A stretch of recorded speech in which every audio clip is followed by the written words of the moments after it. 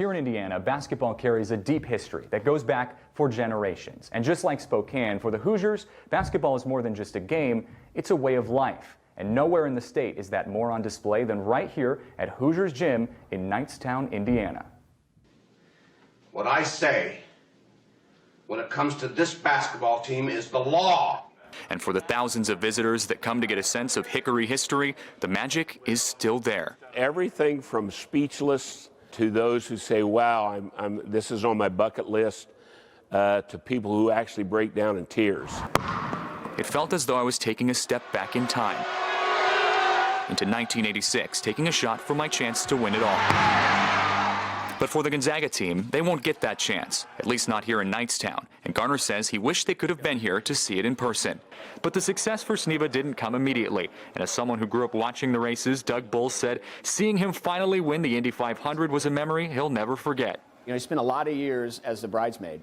And everybody kind of thought he was maybe going to be one of those drivers that you look at and go, who are some of the best drivers to never win the Indy 500? And those second place finishes for him happened quite a bit. But when he was able to win that race in 1983, it was a pretty special day. The checkered flag is out, and Tom Sneva, at long last, has won the Indianapolis 500. So it's no surprise his need for speed got him a reputation, giving birth to his nickname, the Gas Man. Well, he was the gas man because he didn't understand what the brake pedal was. As a kid growing up, you knew that at the end of the day, Tom Sneva was going to be one of the fastest drivers there. And Tom Carnegie, our historic PA announcer here, sort of coined that phrase. It's a new track record.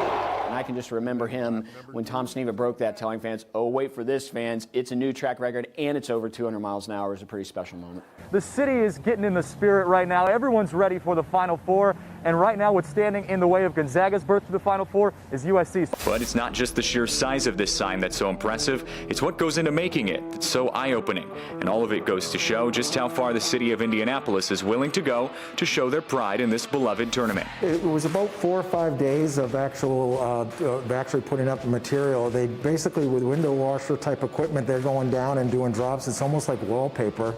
When it comes to the sign, they're saving the best for last. And then at the end, they'll actually have both team logos up on the roof, and virtually as the game ends, they will start to put the logo of the champion up on the side of the building, which is pretty impressive.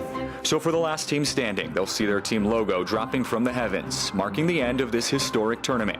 But before that can happen, we have a tournament unlike any other, a historic tradition laid out on the hardwood and spread across the streets of Indianapolis. A tournament shadowed by a virus and the isolation of a pandemic, but now, in the days leading up to the big dance, a glimmer of hope, a chance for redemption, a chance for basketball in its highest form.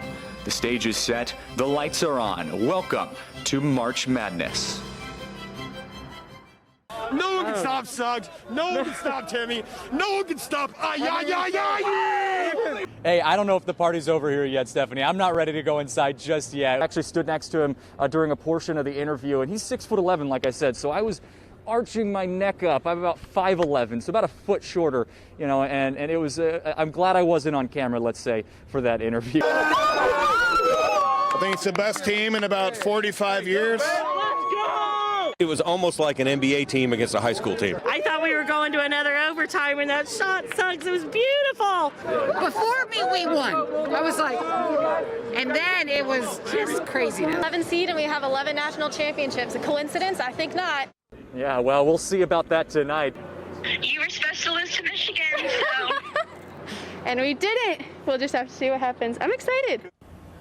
Yeah, well, that might lead to some awkward family reunions in the future. I don't know about them. I think I might have been the obnoxious fan if I was in that situation. I mean, how could you not react to a shot like that? Your son said that he got so excited he tackled your husband. Yes. Is he okay today? I have no idea. They were all snoring by the time I left the house this morning. Oh my gosh, Sean. We were actually watching it on our phone, getting ready for fans to come out.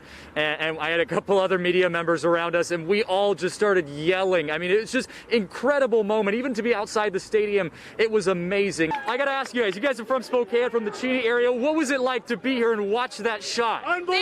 The most epic thing to ever happen. It was the best feeling. I broke down emotionally. It was the most. You broke down emotionally. Just broke down. One more bottle would be good next year. Amazing. Absolutely amazing.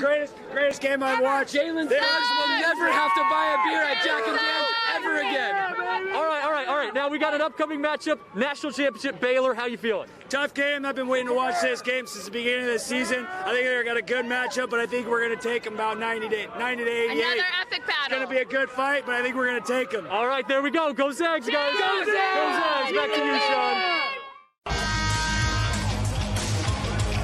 Well, celebration continues here at Reese Court as the Eagles clinch the #1 seed in the Big Sky Conference, moving into the tournament next week in Boise, celebrating 2 seniors, Tyler Kidd and Mason Peatling, and what a battle as the Eagles beat the Weber State Wildcats 78-69, the final score. And now it's time for the Jimmy John's Freaky Fast recap. Weber State with the basketball at the top of the court with Harding in possession. He's going to dribble up left side, gives it out to Davis beyond the arc. Davis on Perry.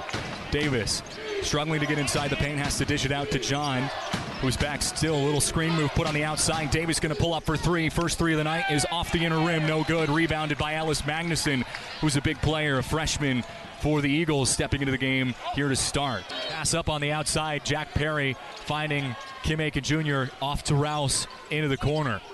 Rouse up to Perry. Perry pulls the trigger on a 3. Knock it down.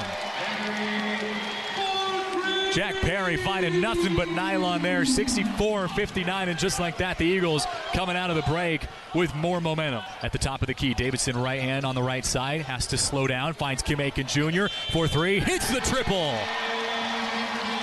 Kim Aiken Jr. is hot from beyond the arc right now and gets the Eagle faithful on their feet. Pumped up 72-61, an 11-point lead for the Eagles as Kozak comes with a slam on the other side. What an answer. Jacob Davison, all smiles. Eagle faithful on their feet as your Eastern Washington Eagles will win the Big Sky Conference and take the #1 seed going into the Big Sky Conference tournament next week in Boise. Eagles win. Final score 78-69, and celebration happening here in Cheney as the Eagles mobbing each other at center court. Swoop waving the Eastern Washington flag, and everyone on their feet here celebrating in Cheney. Stretching out on the court as Richland Bombers rocking the green and yellow get ready to take on the Gonzaga Prep Bullpups in the navy blue and white. Starting it off with Vopolenski in control. Swayze Gladney dishes it inside. Daniels up with the shot, no good. Vopolenski on the putback, and he follows with 2. As Gonzaga Prep's trying to drive inside. Hodges Fleming still beyond the arc. 5 seconds on the ticker. Hodges inside, tries to get a shot off. Ortega with the rebound, foul. The shot counts for Ortega, and he'll go to the line to shoot the and one.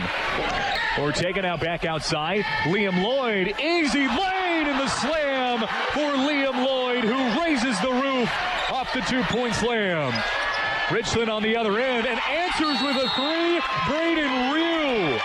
Andrew Albrecht inside up against Liam Lloyd, has to force a shot as the shot clock was running out, and Liam takes it on the miss. Now Joe Few pulling up. Hodges Fleming is going to fire off a 3 and finds the nylon from the corner. And it's a foul called on Liam Lloyd, who might have got a little too much contact there trying to get his way onto that inbound pass. Well, a little frustrated. They were going for an alley-oop, and the oop part just couldn't get a hand on it to tip it in, and came down, I think, reached out, grabbed, a little frustrated on that play. More like alley-oops.